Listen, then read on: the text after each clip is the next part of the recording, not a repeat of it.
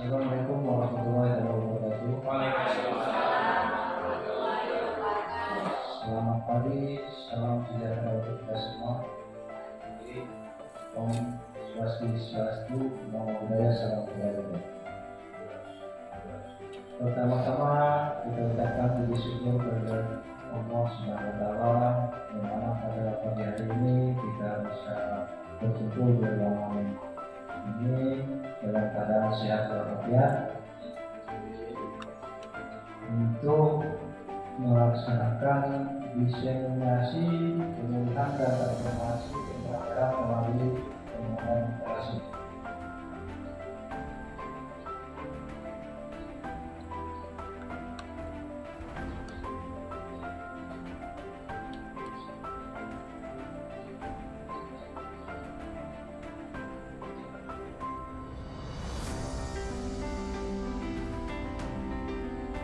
Kita mendiskusikannya saja. Mulai dari apa itu komunitas belajar. Di situ dijelaskan sekelompok pendidik dan tenaga pendidikan atau PTK yang belajar bersama, berkolaborasi secara terjadwal dan berkelanjutan dengan tujuan yang jelas dan terukur untuk meningkatkan kualitas pembelajaran sehingga berdampak pada hasil. Nah, itu yang dimaksud dengan apa itu komunitas belajar. Di sini ditekankan kita belajar bersama dan berkolaborasi secara terjadwal, itu yang ditekankan, ya. Berarti kita berkolaborasi, berbagi, dari saling berbagi, saling menyetujui, saling mengambil tindakan bersama, berbagi informasi, ya. Di situ meningkatkan kualitas pembelajaran sehingga dampaknya hasilnya pada belajar murid. Nah, ada ide besar, ya, ada 3 ide besar. Yang pertama mengenai kita fokus pada pembelajaran. Nah, kita di dalam fokus pada pembelajaran ini, di mana PTK perlu mampu menjawab pertanyaan 4 ini, ya. Pertama, apa yang kita harapkan murid pelajari? Ya. Apa yang diharapkan? Ini ada hasilnya, ada yang berbaliknya. Murid yang diharapkan tadi dapat hasil belajarnya supaya bisa meningkat. Yang kedua, bagaimana kita tahu bahwa murid sudah belajar hal tersebut? Nah, apa yang kita pelajari, mudah-mudahan murid itu paham dan sudah mengerti, ya. Kalau belum tercapai, ya kita ulangi kembali. Yang ketiga, bagaimana respon kita jika ada murid yang tidak belajar? Nah, ini perlu memotivasinya, ya. Perlu mengulang kembali, perlu bimbingan. Yang keempat, bagaimana kita akan memperkaya materi untuk murid yang sudah mahir. Nah, ini dibutuhkan guru itu supaya banyak berselancar dari PNM itu untuk supaya memperkaya untuk literasi. Nah, literasi membaca itu disebut, supaya mereka itu tidak mengganggu siswa yang lain yang masih belum mahir. Kalau yang mahir, kemudian kita mengarahkan yang jalan, dia mau kemana, hobinya apa. Kalau menggambar, kalau hobinya dia bercerita, ya tinggal kita mengarahkan dan meningkatkan itu. Yang kedua, ide besar yang kedua adalah membudayakan kolaborasi dan tanggung jawab kolektif. Nah, di sini kita bagaimana kolaborasi tadi, ya, saling menyetujui, saling menyepakati, ya, karena ini kita sebagai guru punya tanggung jawab kolektif, ya, tanggung jawab kolektif, di mana tanggung jawab kolektif ini pertama kolaborasi untuk menciptakan pemahaman bersama. Jadi kita di dalam Kombel nanti adanya kolaborasi untuk menciptakan pemahaman bersama apa yang akan kita capai. Yang kedua, kolaborasi dengan memiliki kesadaran bahwa proses pembelajaran keberhasilan seorang murid merupakan tanggung jawab bagi semua PTK, ya, pendidik. Nah, jadi tanggung jawab kita semua setelah kita melakukan budaya kolaborasi kerjasama tadi. Yang ketiga, kolaborasi ini diciptakan untuk menghadirkan suasana belajar bersama yang di dalamnya terdapat rasa saling tergantung satu sama lain.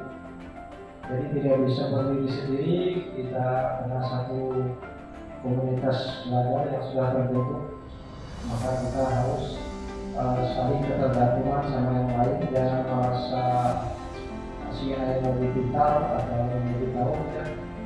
Kami selalu berbagi, jadi kita selalu saling berbagi untuk kesuksesan sekolah kita supaya bisa lebih maju dan mudah-mudahan lebih maju, ya. Nah, tujuannya ke sana dan dapat ikut berkontribusi dengan sekolah-sekolah lain. Yang ketiga, ide besarnya adalah orientasi pada hasil pembelajaran murid tadi. Nah, ini siklusnya kita mulai dari refleksi awal. Jadi misalnya apa yang kita pelajari kemarin itu kita ulang lagi, kita refleksi lagi. Misalnya seperti itu. Nah, kemudian kita lakukan perencanaan. Jadi selalu membuat RPP, ya, jurnal, itu selalu dibuat supaya kita tahu tujuan pelajaran kita itu sampai mana sudah kemampuannya anak itu. Jadi harus ditekankan membuat RPP, ya. Jadi di situ ada alur tujuan pembelajaran ATP dengan capaian pembelajaran.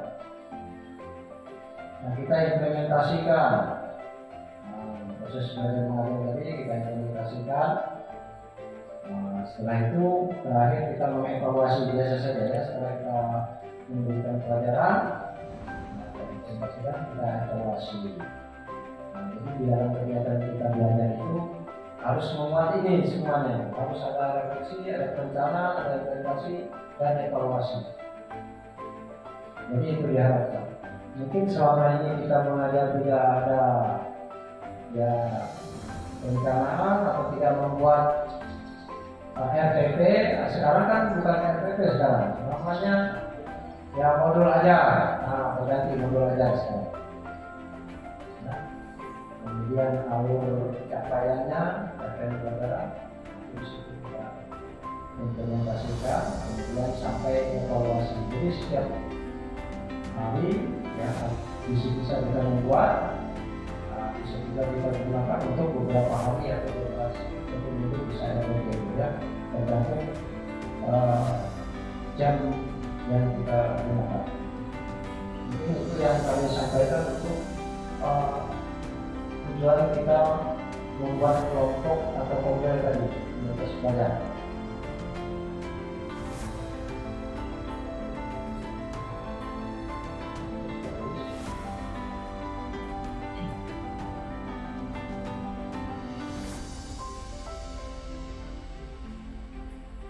Hanya 3 itu, ya, yang sangat penting.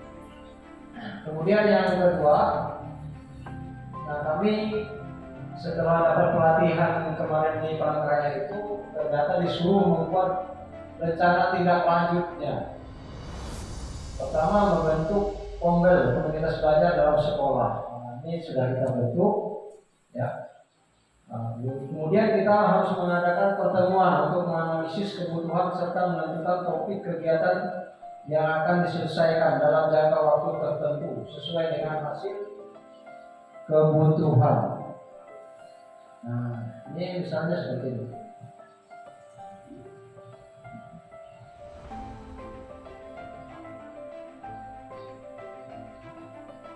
topik dan subtopik yang dapat diangkat kami coba mungkin kurang jelas. Yang pertama tentang manajemen dan pengembangan sekolah, topik yang diambil.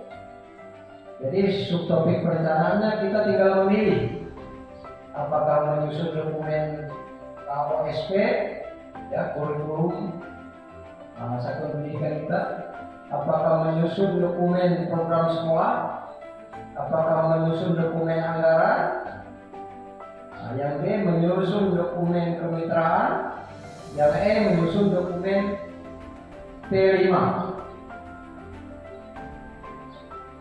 Sedangkan subtopiknya strategi implementasinya kita bisa strategi kebijakan dan program pengayaan siswa, ya, dengan pertama penguatan literasi dan penghijauan dan lain-lain. Kemudian strategi pengelolaan sumber daya manusia, kemudian strategi pengelolaan anggaran, kemudian optimalisasi plafon digital untuk manajemen sekolah. Nah, itu yang tergabung di dalam manajemen dan pengembangan sekolah. Yang kedua, bisa kita memilih topiknya implementasi pembelajaran di kelas. Apakah kita menyusun modul ajar, apakah menyusun ATP, alur tujuan pembelajaran, apakah menyusun dokumen proyek basic learning, apakah penyusunan dokumen P5, apakah penyusunan prosedur penilaian. Nah, sedangkan implementasinya pertama pembelajaran berdiferensiasi, kemudian metode mengajar yang beragam, kemudian metode asesmen yang beragam, kemudian pembelajaran berbasis proyek, kemudian proyek penguatan profil pelajar Pancasila, kemudian digitalisasi pembelajaran. Nah, itu topik yang kedua. Atau kita memilih yang ketiga tentang iklim keamanan dan inklusivitas. Apakah kita perencanaan kita menyusun dokumen asesmen bullying? Apakah menyusun dokumen asesmen kekerasan seksual? Apakah menyusun dokumen asesmen narkoba? Nah, sedangkan subnya program penanggulangan kekerasan seksual, kemudian program penanggulangan bullying, kemudian program penanggulangan narkoba. Kemudian topik yang keempat, peningkatan kapasitas guru. Nah, di situ ada perencanaannya hanya menyusun dokumen peningkatan kapasitas guru. Nah, di sini ada IHT berkelanjutan, forum diskusi dan berbagi antar guru, pelatihan mandiri melalui PMR, studi biru, komunitas belajar antar sekolah, guru membaca literasi, ya, kemudian penguasaan digital untuk pembelajaran.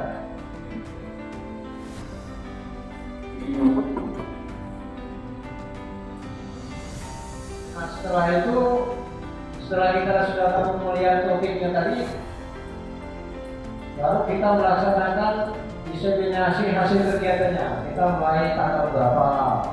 Kemarin saya coba rencana itu tanggal 26 ini mulainya. Kemudian pembentukan tim kecil juga tanggal 26. Anggaplah sudah refleksi kebutuhan pelajar tanggal 26 sampai 30 kita refleksi kebutuhan pelajar. Kemudian pertemuan awal untuk menentukan topik berdasarkan hasil refleksi. Tanggal 30 rencana Oktober 2023. Rencana jangka waktu menyelesaikan topik. Jadi selama bulan Oktober sampai Desember. Kita ambil topik yang disepakati, misalnya mengenai manajemen dan pengembangan sekolah. Subtopiknya berarti menyusun dokumen SOP yang dari sini tadi. Nah, kita ambil manajemen pengelolaan sekolah. Subtopiknya menyusun dokumen KOSP. Berarti harus selesai sampai bulan Desember. Jadi kita kesepakati kita mau menyusun apa dulu, ya, dari topik yang ada.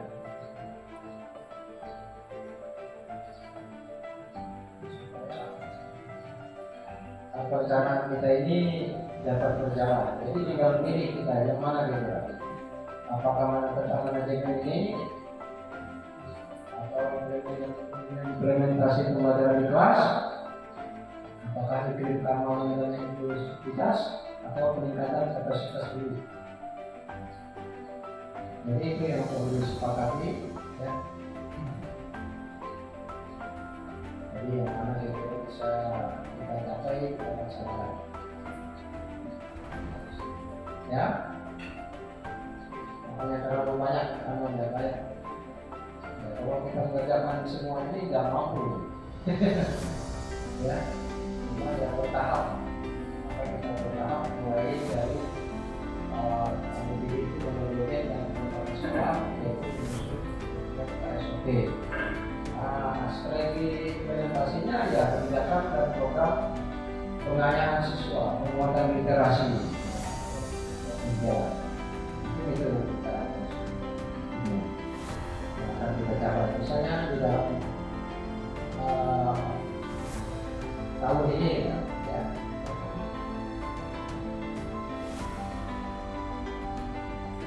Mungkin itu secara garis besarnya yang dapat saya sampaikan.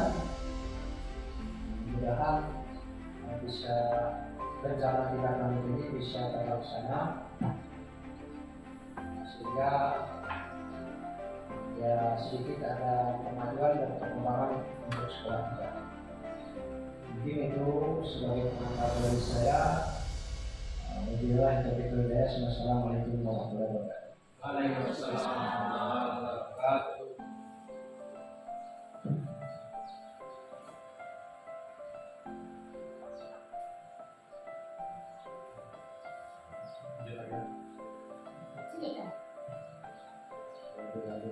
Banyak kesalahan yang dilakukan.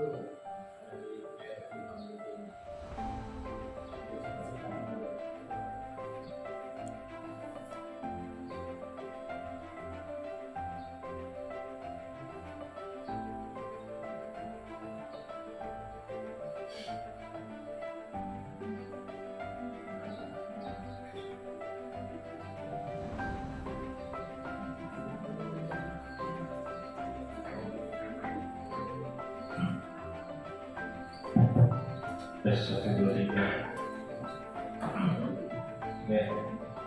Selamat pagi Bapak Ibu.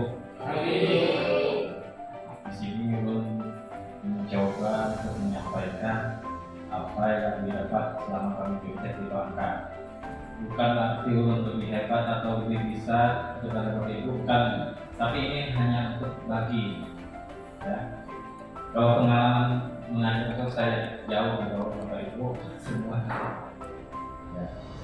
Oke, namun sebelum kita masuk ke topik yang akan dibahas, saya sudah menyiapkan slide.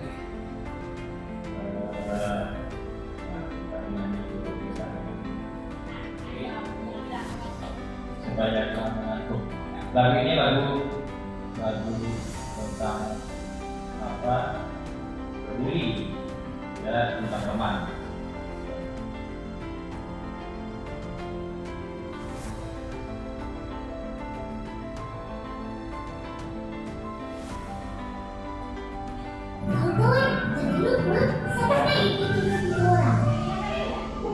Boleh, kalau Pak Uto boleh ya. Supaya lebih semangat.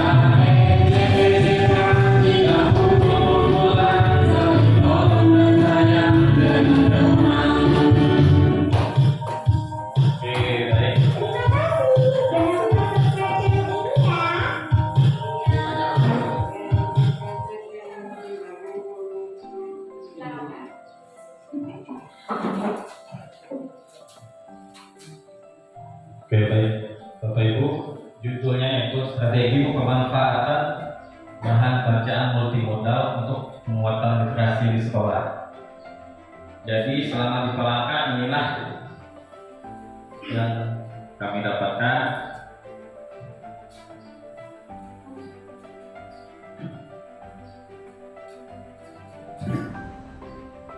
Nah, lalu mungkin Bapak Ibu juga bertanya, apa latar belakang sehingga sekolah kita dipanggil ke sana? Bukan cuma sekolah kita.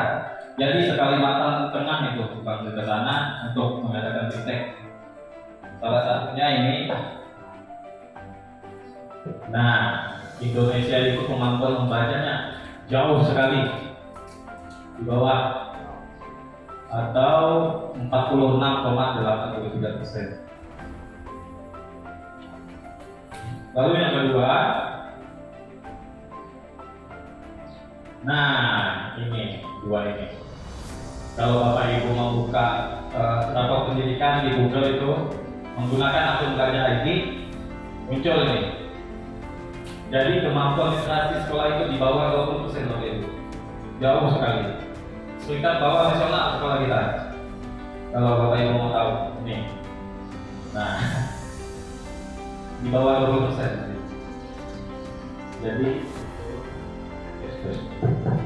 Jadi itulah kenapa sekolah kita dan sekolah-sekolah yang lain juga dipanggil ke sana. Itu mungkin alasannya. Oke, kita lanjutkan.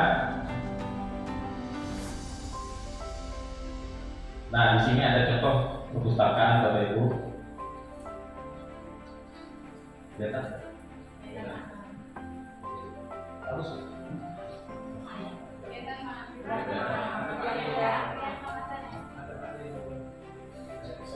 Nah, menurut Bapak Ibu, apakah perpustakaan ini dapat menumbuhkan minat baca? Nah, alasannya? Alasannya tentu ini tidak tertata dan rapi ya, sapak lah istilah bahasa kita tuh. Nah, oke, kita lanjutkan. Nah, kalau kondisinya kayak ini, kayak apa? Seperti ini kita Bapak Ibu. Bagaimana dia belajar di kelas tuh? Apakah senang atau tidak? Kondisinya kayak gitu. Iya, betul. Yang pasti anak-anak kita lebih bersemangat untuk belajar di kelas. Soalnya di situ banyak hiasan dibikin kayak di sini di kelas ini. Nah, inilah yang dinamakan teks multimodal.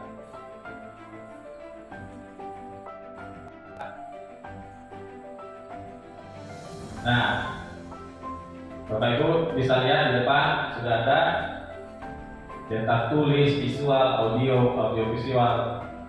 Inilah jenis-jenis teks multimodal.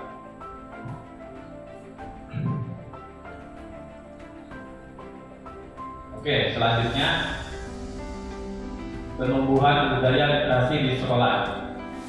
Nah, peningkatan kecakapan literasi ada dipengaruhi oleh tiga faktor yang ada di sini. Yang pertama itu lingkungan fisik sekolah, lalu selanjutnya lingkungan sosial afektif, lalu yang ketiga itu lingkungan akademik.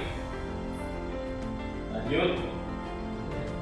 Nah, kita bahas dulu yang satu ini untuk lingkungan fisik, yaitu tersedia bahan bacaan untuk aktivitas yang menyenangkan dalam pembelajaran. Lalu selanjutnya lingkungan sekolah dihiasi bahan kayak teks, ya Bu, Bapak Ibu.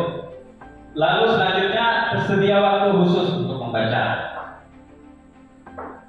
Untuk di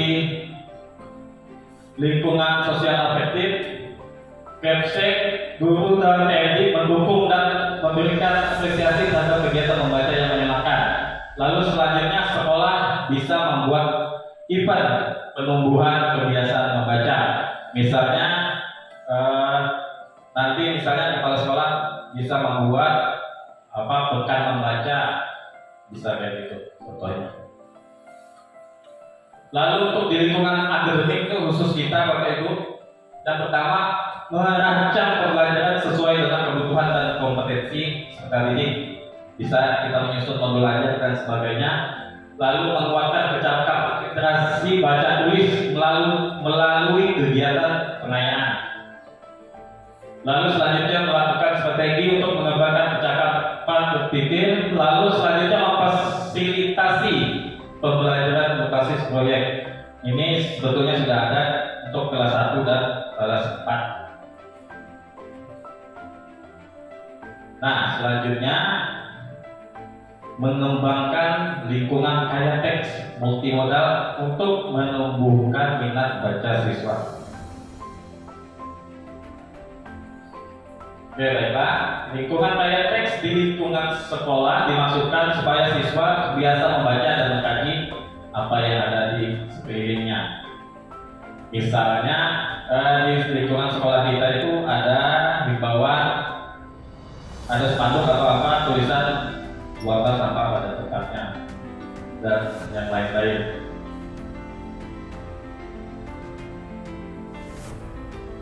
Nah, ini untuk ada yang lingkungan kayak teks. Nah, jadi selama ini kita salah. Kalau yang kita ketahui selama ini pojok baca ya. Ternyata setelah kami melakukan giptek di sana, ternyata salah selama ini. Yang betul itu sudut baca. Kalau sudut baca itu ya bagian depan atau belakang ruang kelas. Misalnya pojok sana, kayak di belakang Yus. Kalau yang pojok baca itu di tempat ruang tunggu. Biasanya kalau sekolah dalam kota itu kan ada ruang tunggunya. Disediakanlah di situ bacaan-bacaan, sudut baca, pojok baca. Lalu perpustakaan sekolah sudah jelas. Nah, untuk yang di lingkungan sekolah ini seperti mading. Nah, kita ada mading, ya. Itu bisa kita manfaatkan nanti untuk misalnya menempel hasil karya siswa. Misalnya di kelas 4 ada lomba menulis puisi. Nanti siapa yang bagus puisinya bisa kita tempelkan di sana waktu itu.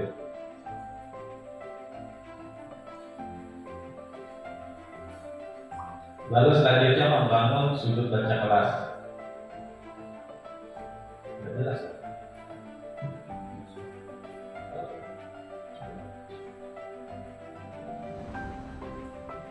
Nah, seperti ini Bapak Ibu sudut baca kelas itu. Nantilah kita tata supaya bagus bagaimana.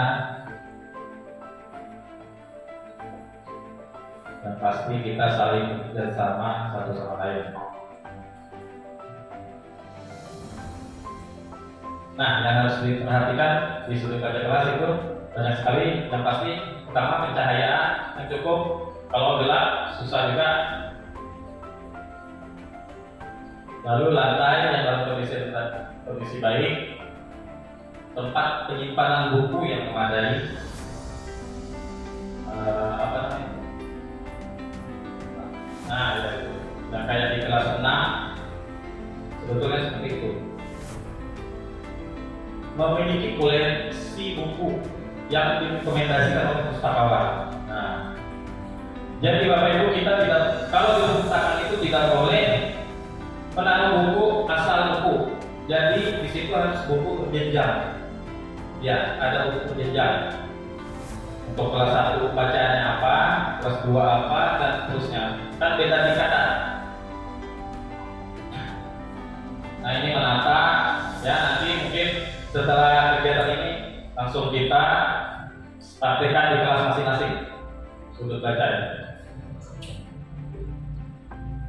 Oke. Nah, bagaimana membaca buku yang tepat? Tidak hanya di sudut baca ya, Bapak Ibu, tapi juga di perpustakaan. Ini ada gambar A dan B. Nah, menurut Bapak Ibu yang mana ini yang betul? A atau B? B. B.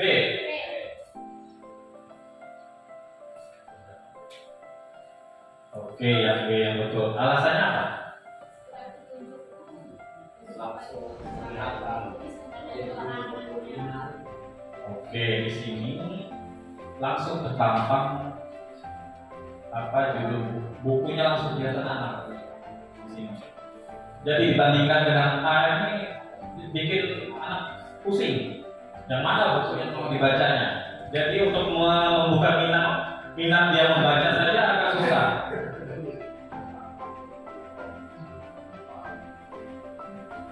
Nah, sampul buku untuk membaca dini, awal dan semenjana dipajang menghadap ke depan. Lalu selanjutnya, label jenjang dan buku disusun berdasarkan jenjang. Nah, tadi sudah belum jelaskan, jadi berjenjang bukunya.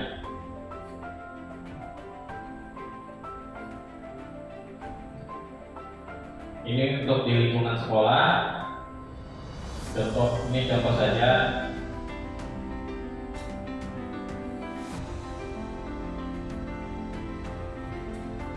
Nah, Bapak Ibu, di sekolah kita kan ada tanaman, ada apa tanaman di depan, mangga atau apa di depan sana. Itu bisa ditempelkan tulisannya kayak gini, supaya anak-anak itu tidak hanya mengetahui jenis buah atau pohon apa itu, dia juga tahu manfaatnya ada di dalam buah itu. Jadi seperti ini, teks multimodal namanya. Nah, entah buah apa ini perlu tahu juga, perlu suara. Ada kan Yati? Nah.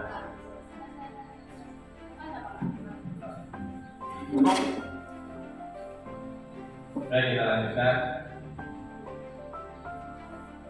Nah, membangun lingkungan akademik multimodal. Di situ ada ibunya sedang membacakan cerita ke anak-anak. Nah, membacakan daring atau membaca bersama. Anak membaca buku mandiri maupun berpasangan, lalu mendampingi dan mengapresiasi anak membaca. Lalu kita menjadi teladan di dalam membaca itu. Jadi kita itu mencontohkan ke anak bagaimana membaca yang baik. Itu juga ada contohnya.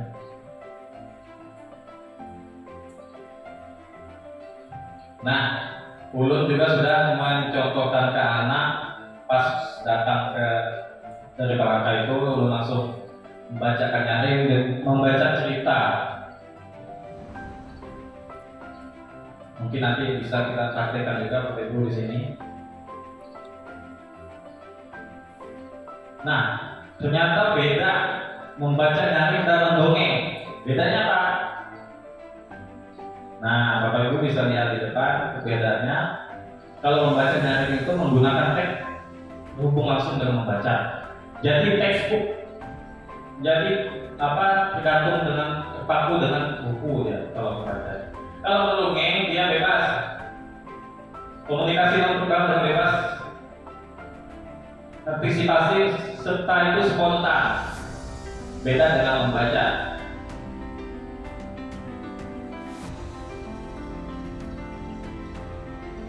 Nah, bentuk-bentuk kegiatan membaca. Oke, kita sudah sampai ke sini, Pak Didi, Kepala Sekolah. Bentuk-bentuk kegiatan membaca itu ada 3 macam. Yang pertama itu sebelum membaca, selama membaca, dan sesudah membaca. Oke, mungkin ada apa tadi yang sudah dibuka tadi?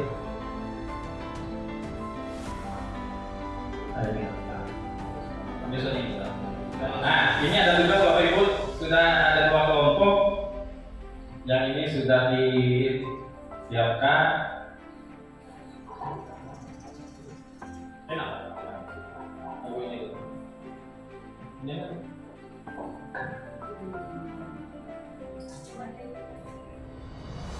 Oke, baik, kami akan membagikan ini. Bapak Ibu yang menyusunnya nanti detail.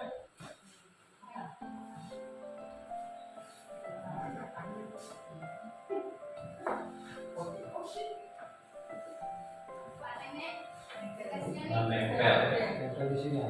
Sebelum membaca itu misalnya apa kegiatannya, menyesuaikan apa yang sudah ada di tulisan.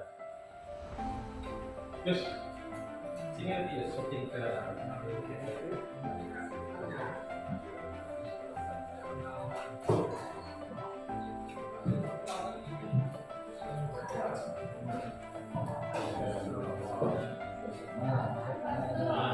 ditempel. Nanti kalau yang sudah selesai pertanyaan yang sudah selesai ditempel, dibacakan hasilnya.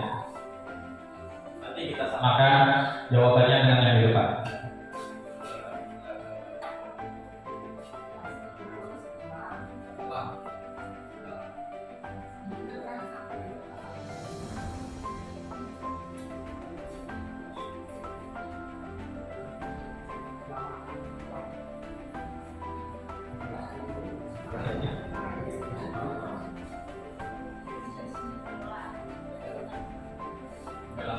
Kalau sudah yakin lo tempel langsung.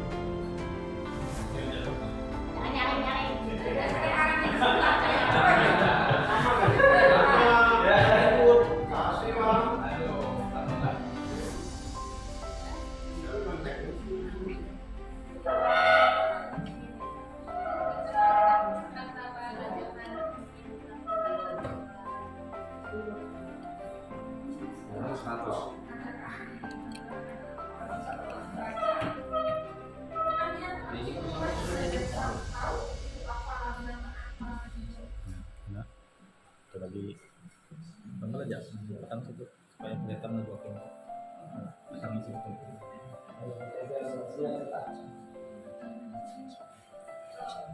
Perkenalkan kosakata baru yang ada dalam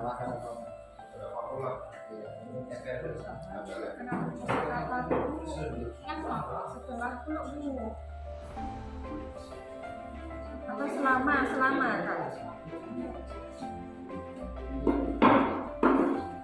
Kenalkan sama gue, kenalkan.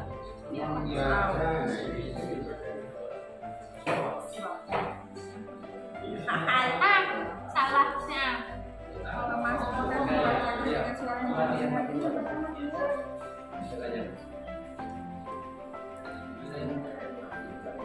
Ya, ada nilainya.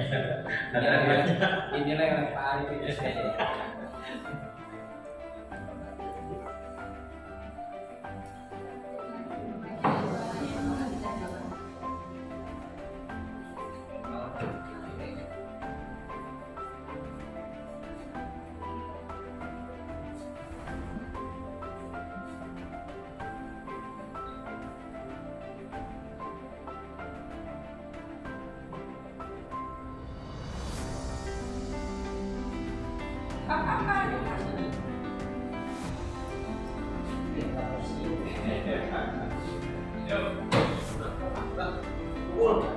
Oke, kelompok 1 sudah jadi. Sudah selesai. Kelompok 1 sudah selesai.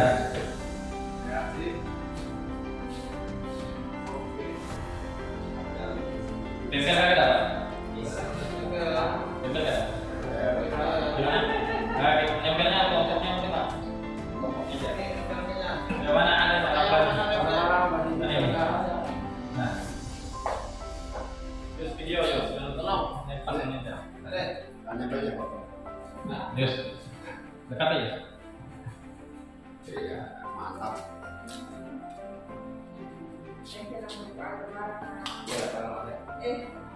Kita tahu.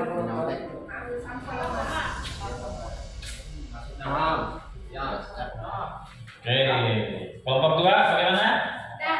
Sudah juga sudah tempel dan juga. Bisa di bawah situ bawah sana.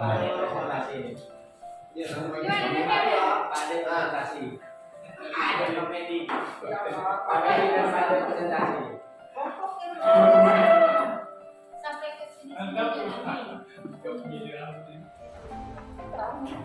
Foto Oke, baik Bapak Ibu, siapa yang duluan mau membacakan hasilnya kelompok 1 atau kelompok 2 silakan. Ya, bacakan. Tadi kami nggak nempel. Oh, yang dibacakan. Kalau kami di sana di tunggungan.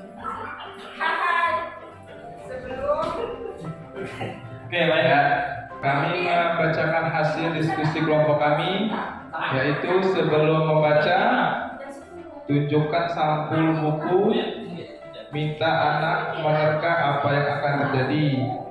Yang kedua, perkenalkan judul buku, penulis, ilustrator. Ketiga, memastikan seluruh anak dapat melihat gambar dalam buku dengan jelas. Terus yang selama membaca, pertama, membacakan dengan suara yang jelas dan dapat ditangkap oleh anak.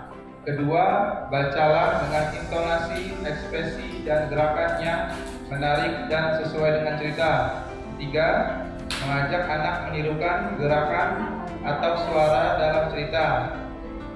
Terus setelah membaca, perkenalkan kosakata baru yang ada dalam buku. Kedua, ajukan pertanyaan prediksi. Ketiga, ajukan pertanyaan tentang cerita. Sekian dan terima kasih. Tepuk tangan Bapak Ibu untuk kelompok 1 sama kelompok 2.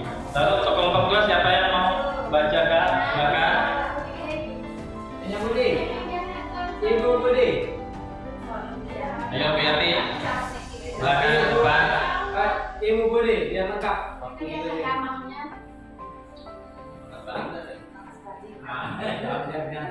Ada request pulang.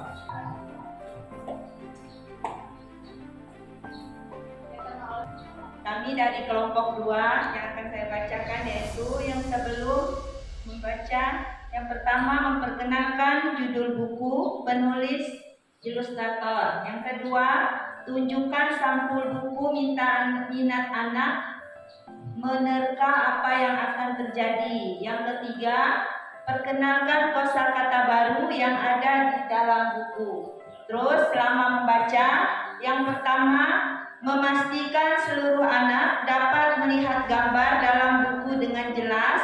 Yang kedua, membaca dengan suara yang jelas dan dapat ditangkap oleh anak. Yang ketiga, bacalah dengan intonasi, ekspresi, dan gerakan yang menarik dalam sesuai dengan cerita. Terus setelahnya, yang pertama, ajukan pertanyaan prediksi. Yang kedua, ajukan pertanyaan tentang cerita. Yang ketiga, mengajak anak menirukan gerakan atau suara dalam cerita. Terima kasih.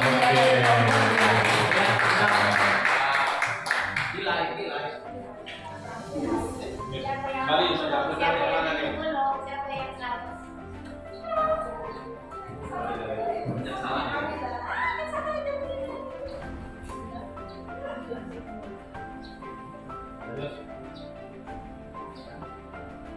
Oke, baik Bapak Ibu, kita lanjutkan, kita lihat jawabannya.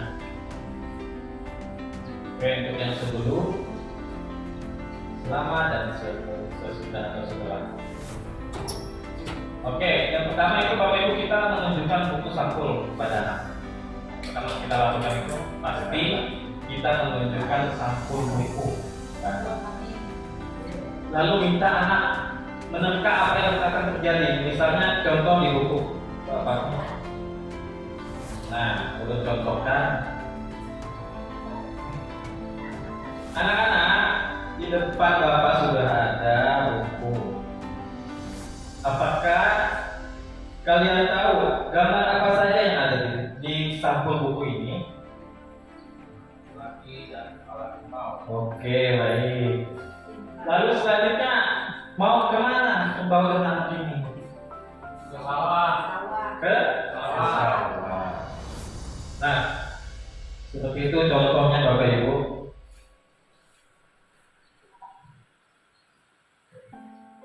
Nah, ini sudah kita selalu mengenalkan judul buku. Penulisnya jangan lupa Bapak Ibu. Ketika kita membacakan buku itu, siapa penulisnya? Kayak gitu. Nah, memperkenalkan kosakata. Kan anak itu mungkin ada yang belum dipahaminya. Kata-kata misalnya apa yang asing. Nah, buleng misalnya ini jadi dan berupa buleng apa? Atau apa misalnya judul bukunya itu apa? Nah, yang kedua itu selama kita masuk ke dalam isi cerita itu kita tunjukkan contohnya biasanya yang jelas baca yang jelas dan dapat didengar anak dengan lantang yang tadi. Nah, tentu dengan intonasi dan ekspresi ya supaya anak itu suka, dia ikut terbawa dengan alur cerita yang kita bacakan. Nah, lalu kita melanjutkan pertanyaan prediksi lagi setelah itu.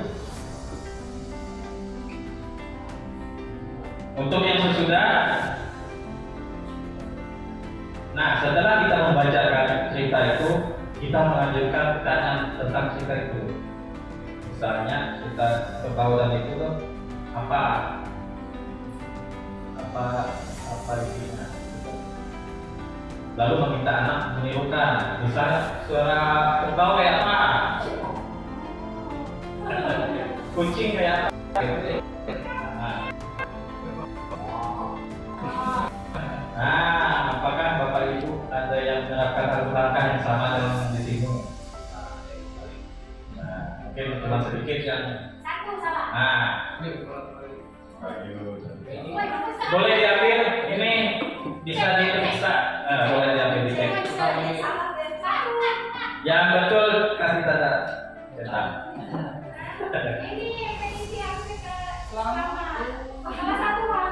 Ini mantap kelompok 2 salah satu.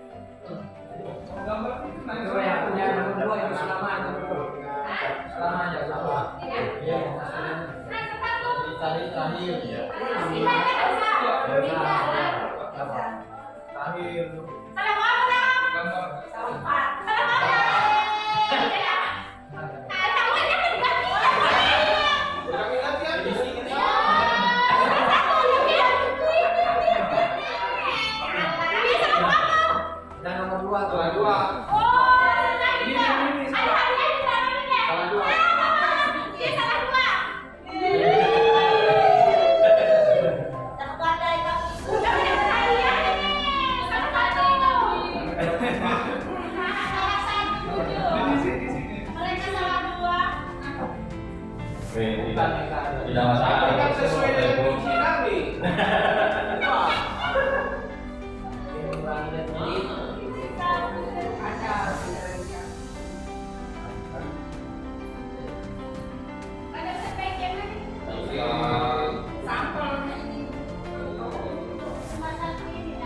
Pasti nanti pas cerita kita paham susunannya.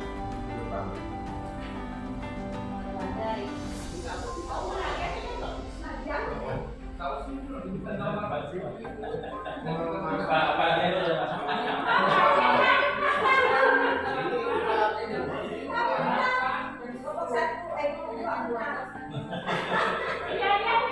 kenapa ada kok Lihat gambar dengan buku dengan jelas itu di masuk sebelum ini kan? Ya, Ada kan? ada. Oh, berarti belum bisa. Belum nama. Cuma satu. Yang membuat digital lah.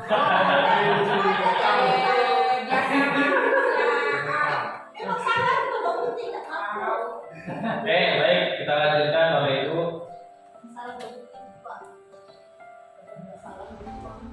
Sebelum melanjutkannya, ulun ada game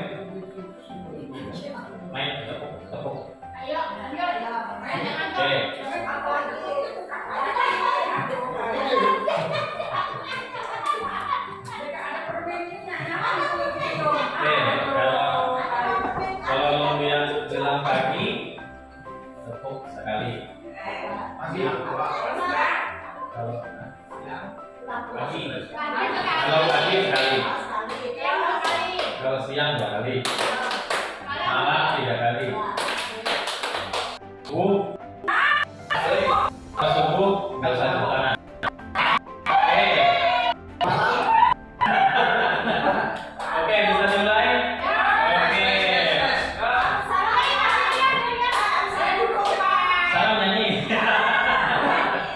Oke, baik kita mulai dari Bu. Pagi.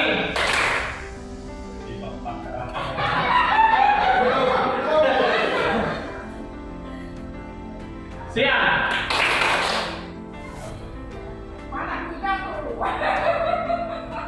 Pagi. Malam. Subuh.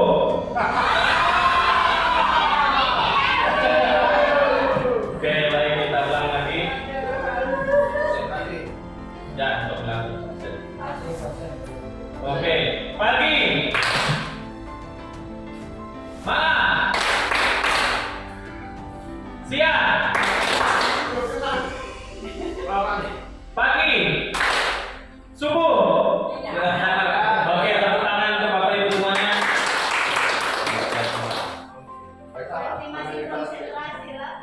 Ini ada prinsip membaca daring ini. Yang pertama, dialog dengan anak. Dan anak dapat mengenal yang ada di buku kita. Lalu interaksi dan koneksi. Lalu aktivitas pengetahuan anak. Ajukan pertanyaan tematik kayak tadi, mengenalkan buku itu tadi. Lalu mengapresiasi anak. Kalau anak menjawab salah, jangan langsung kita salahkan. Tidak masalah, ya. Tidak boleh kita salahkan. Itu tergantung imajinasi anak. Nanti kita jelaskan setelahnya. Oke Bapak Ibu, sebetulnya ini untuk pelatihan untuk kelas. Jadi selama di sana itu sebetulnya bukan tukang pantas, Pak. Kayak apa istilahnya itu? Bukan bidang buat sebetulnya. Jadi olehnya tak ada yang mau pulang.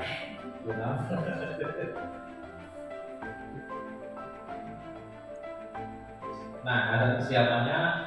Tentu saja kita sebelum membacakan cerita itu kita harus membaca dulu. Jadi kita dulu yang harus menguasai bukunya. Kalau enggak, pas ditanya anak, tahu siswa kita, kebingungan kita soalnya kita belum membaca isinya. Nah, kita harus menemukan kata yang mungkin sulit. Nah, kosakata tadi Bapak Ibu. Jadi setiap buku itu pasti ada kata-kata yang sulit yang belum dipahami oleh siswa kita. Sudah tadi. Nah, kita apa? Bagaimana kelompok 1 dan 2 apakah ada yang mau praktekkan baca?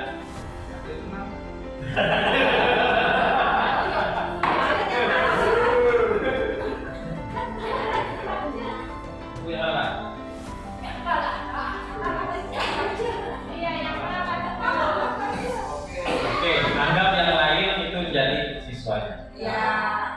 Siapa kelompok 1 yang mau? Kita mencobakan yang disusun tadi. Kelompok 2 yang mana tadi?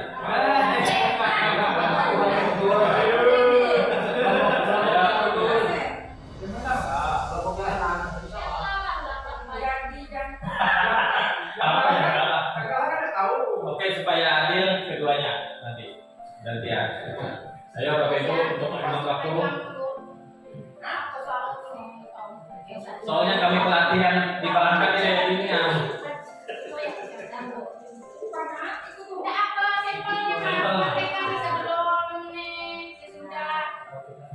Ada yang ini tak? Atau belum pilihkan nggak ceritanya? Oke, Atau kami aja yang pakai penyaran.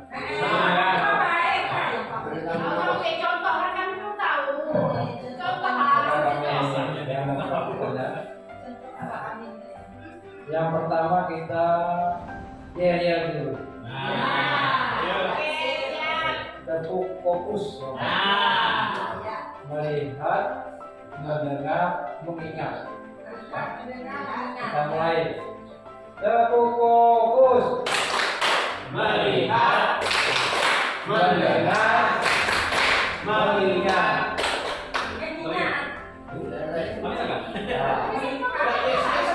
Jawabannya ya. Ya. Ulangi lagi Pak, supaya Tepuk fokus.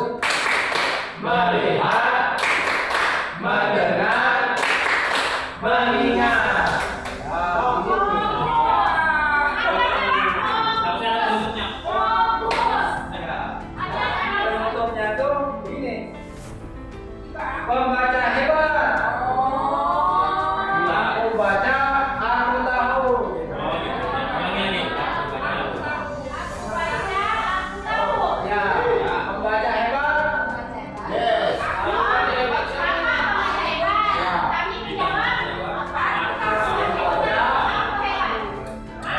Aku baca, aku tahu.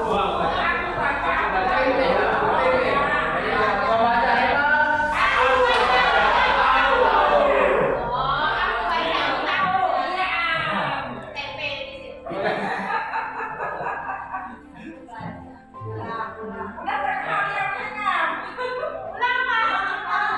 Ya. Tepuk fokus. Melihat, mendengar, mengingat. Pembaca hebat. Aku tahu. Aku tempe.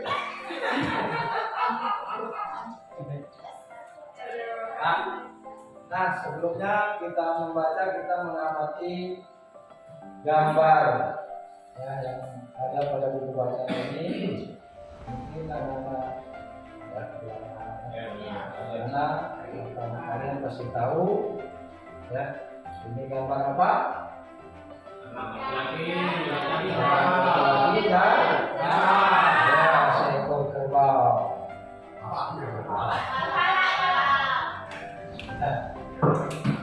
Judulnya kita baca bersama. Yadi dan kerbau guling. Nah, mungkin anak-anak Yadi dan kerbau guling ini ditulis oleh Sabir penulisnya dengan ilustrator gambarnya Ariyadi Armas. Nah, mungkin ada kata-kata yang sulit tentang Yadi dan kerbau ini yang belum anak pahami, yaitu guling. Guling itu bahasa Bugis, ya artinya putih.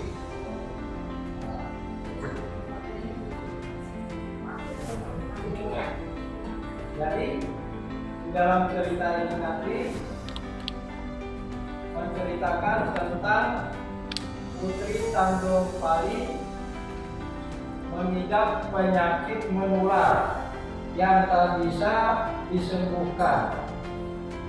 Tak ada jalan lain, Putri Tanjung Pali harus diungsikan ke hutan agar tak menulari kematian. Di hutan, Putri Tanjung Pali dikejar kerbau guling. Bagaimana nasib Putri Tanjung Pali selanjutnya? Lalu mengapa setelah mendengar cerita Putri Tanjung Pali, Yadi langsung menjadi anak yang baik? Biar nggak penasaran, ayo kita baca buku ini.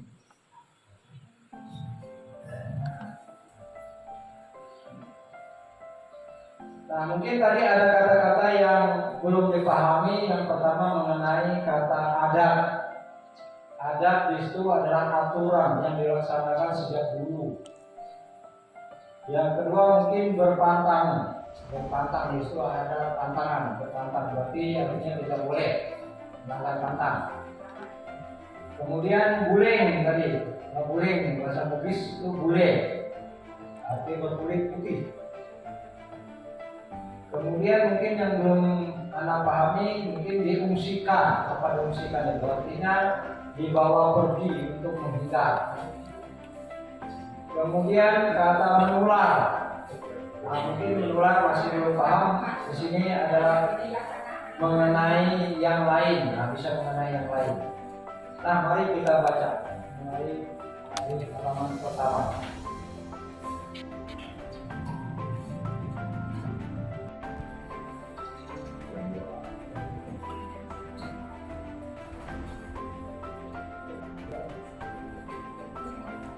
Nah, perhatikan gambarnya. Ya, ini ada berapa anak? Ada 4 anak. Ya, kenapa? Anak yang satu ini marah terhadap teman-temannya. Ya, berarti dia merasa takut yang 3 orang ini. Ya, merasa dia paling hebat, paling jago. Ya, akhirnya teman lain merasa di mana terjadi ini? Sekolah. Karena ada papan tulis di belakang ya. Kita lanjutkan.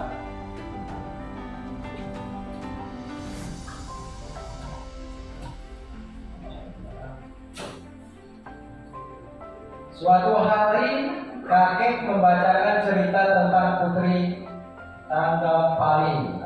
Kakek menceritakan ada kakek, ada Yadi dan ada putri Tanggang Pali. Ya. Nah, di sini bacanya putri Tanggang Pali adalah putri Raja Luwu. Dia sangat cantik, namun sayang. Dia terkena penyakit kulit. Kulitnya penuh koreng dan bau. Nah, ceritanya.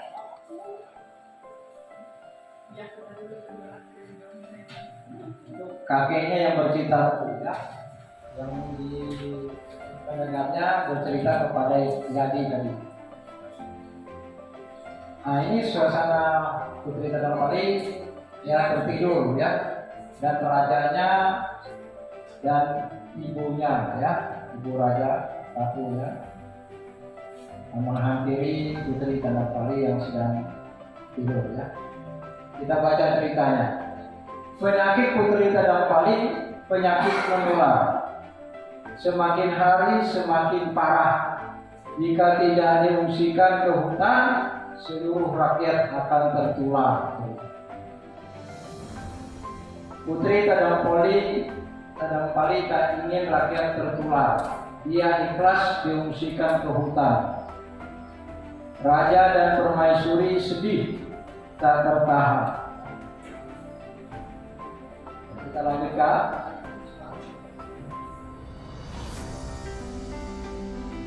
Apa yang terjadi? Kerbau Buleng tadi mengejar putri Tanggang Pali ya di hutan. Kita baca ceritanya. Nah, ini berada di mana nih? Di hutan ya. Nah, suatu hari di tengah hutan dia bertemu dengan kerbau Buleng. Buleng kerbau putih itu. Tanggang Pali mengatakan hus, hus. Dia mengusir kerbau Buleng. Ternyata kerbau Buleng ini malah mengejar putri Tanggang Pali. Sampai akhirnya putri Tanggang Pali ini ketakutan. Ya. Sampai akhirnya apa yang terjadi? Dikejar terus. Ya, bus itu tidak.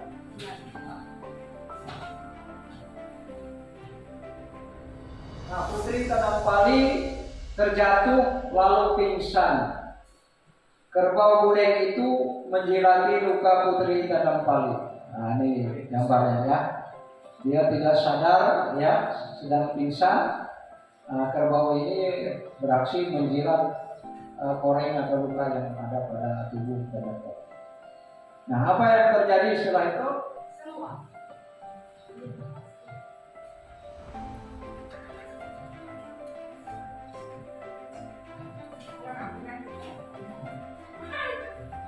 Nah, saat putri Tanggang Pali siuman, ya, dari dia tadi yang pingsan tadi, akhirnya kulitnya sudah mulus kembali, tak ada lagi koreng di kulitnya. Putri Tadampali kembali menjadi putri yang cantik. Dengan kerbau ya.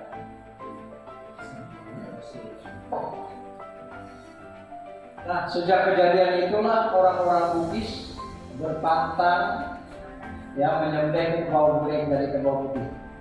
Kerbau guleng tidak boleh dimakan. Kerbau guleng hanya untuk membajak sawah. Kakek masih melanjutkan ceritanya tentang kerbau belang yang ada di tanah Toraja. Kerbau belang dipakai untuk upacara adat di tanah Toraja, ucap kakek. Jadi kerbau belang tadi digunakan untuk membajak sawah. Melanjutkan, nah inilah kerbau banyak macamnya jenisnya ya. Kerbau juga banyak macam ya kek, tanya Yadi. Iya, ada kerbau belang, ada kerbau guleng, dan kerbau hitam. Ini kerbau ya, ada 3.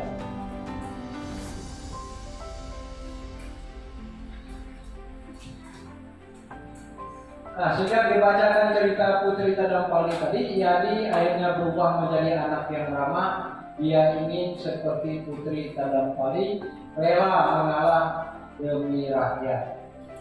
Nah, tadi dia suka tadi. Ini Yadi tak pilih teman-teman, dia bermain dengan siapa saja, dia pun punya banyak teman bermain. Ini ceritanya ya. Gambarnya dia sudah bermain sama. Nah, begitulah ceritanya tentang Yadi dan kerbau guleng. Mungkin bisa diceritakan nanti nanti bisa dipraktekkan atau menceritakan kepada teman-teman. Kemudian kami contohkan.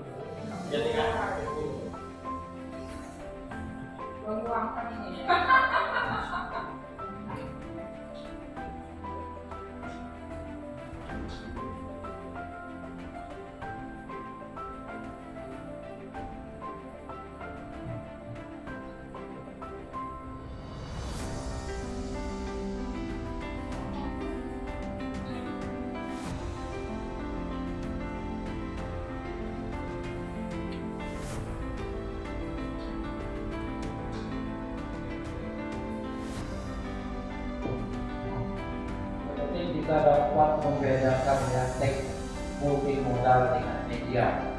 Mungkin bisa bedakan ya.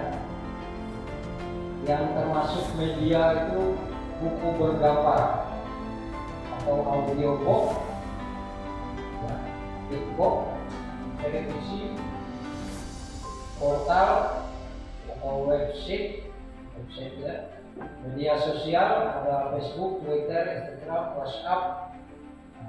Sekarang ini apa yang TikTok, ya.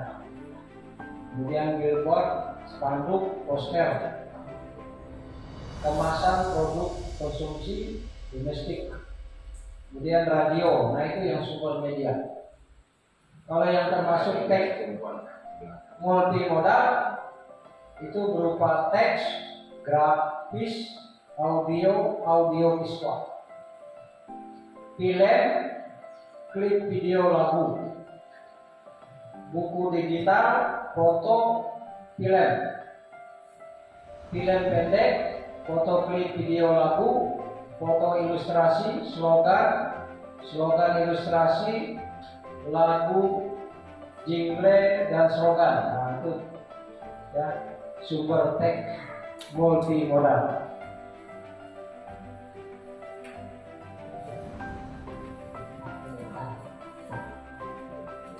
Oke, baik. Kita lanjutkan lagi sedikit dulu.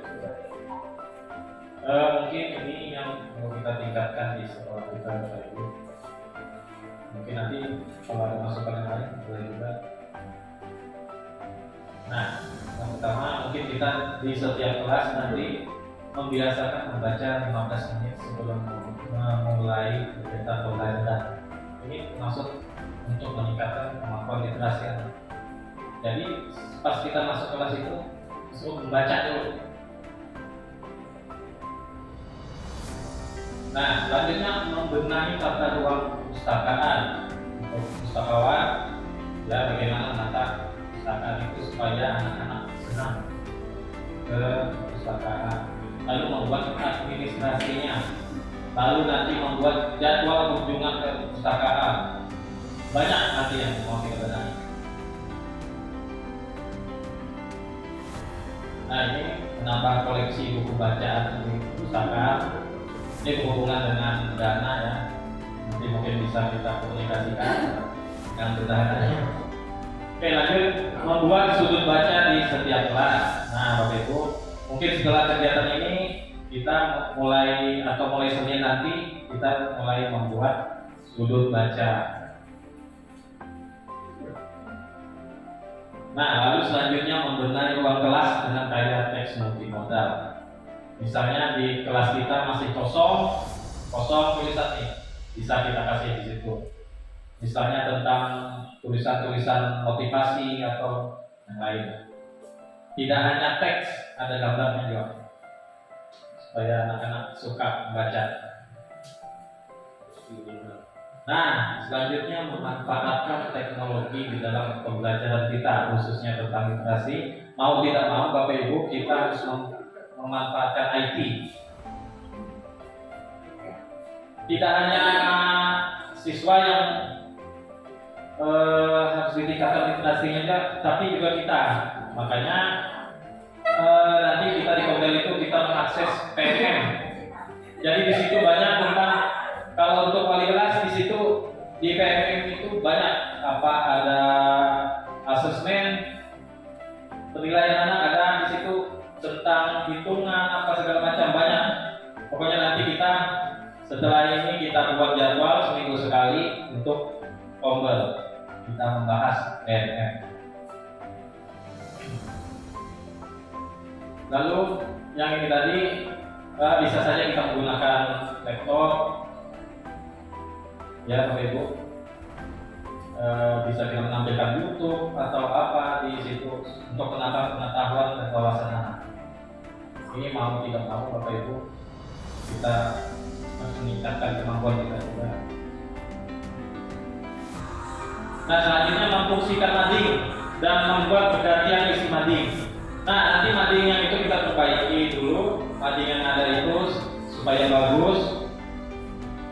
Nanti kita fungsikan sesuai fungsinya. Misalnya minggu pertama itu kelas 6 dulu, pajak di situ hasil apa yang dibuat, misalnya pantun atau puisi atau apa.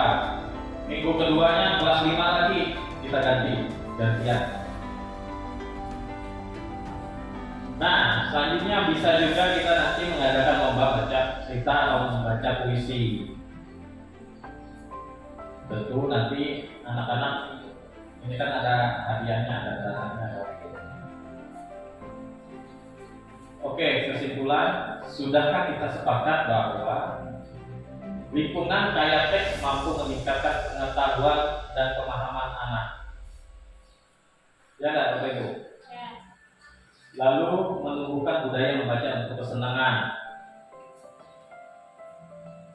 Lalu selanjutnya kegiatan lanjutan menanggapi teks multimodal, bisa diskusi, menulis, dan lain-lain. Diupayakan tidak membebani terlalu sulit. Ya. Nah, mungkin itu yang bisa saya sampaikan. Selebihnya saya perlu mohon maaf apabila ada kata-kata yang salah. Mungkin Bapak Ibu ada yang mau disampaikan atau yang mau ditanyakan? Apa ini? Ya, kami silakan. Ya.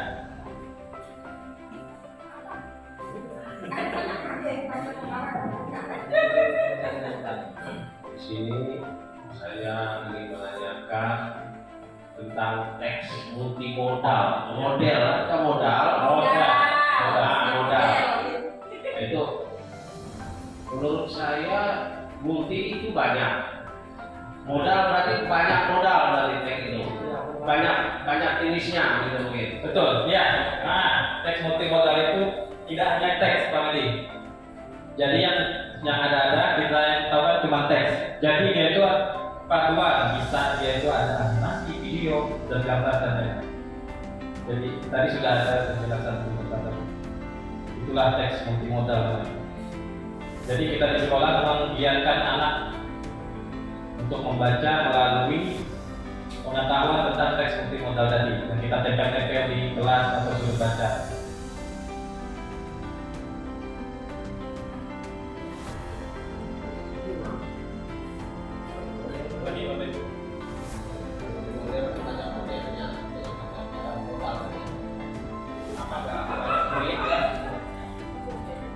Dan itu untuk memodali teksnya itu yang modal gitu. Kalau model kan Model lah ini. masuk pasti. Ya. Kalau sudah tidak ada yang ditanyakan, ini ada misi kuesioner Bapak Ibu yang akan dibagikan kepada sekolah. Boleh masuk ke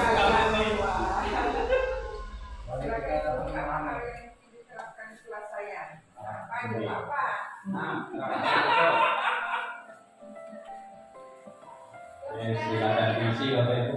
Ada yang mau komen? Ini yang kami sih ini. Nah, Baik, baik. ini ada komen. Kalau yang ada mau komen ada.